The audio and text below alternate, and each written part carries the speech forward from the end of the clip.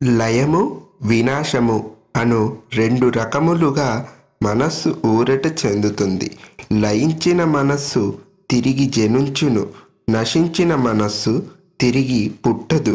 మనస్సును ఒకే వస్తువుపై కేంద్రీకరించుట వలన మనస్సు పరిపరి విధములు పోవుట మాని క్రమముగా ధ్యేయ వస్తువుపై నిలుస్తుంది. మనస్సు తాత్కాలికముగా లయిస్తుంది.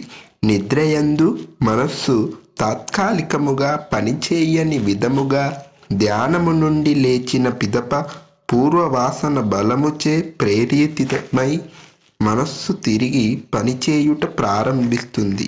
అహంకారము అభ్యాసపూర్వము వలనే పనిచేస్తాయి. జ్ఞాన అవగాహనచే వినాశమొందిన మనస్సు తిరిగి జనించదు. ఒక అల తనకు మూలమైన నీటిని గుర్తించిన తన నామరూపములు కోల్పోయి నీటియందు వినాశమొందుతుంది. అలాగే మనస్సు తనకు మూలమైన సత్యమును గుర్తించిన మనస్సు నశిస్తుంది. కోరికలకు మూలము అసంతృప్తి, అసంతృప్తికి మూలము నేను అసంపూర్ణుడను అన్న అజ్ఞాన జనిత భావన.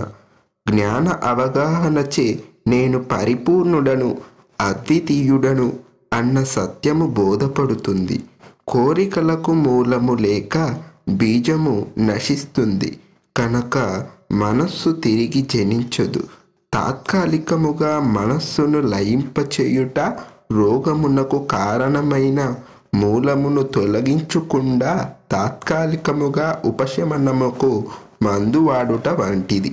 జ్ఞాన అవగాహనచే మనస్సును లయింపచేయుట రోగమూలమును కనుగొని సమూలంగా నివారించుట వంటిది.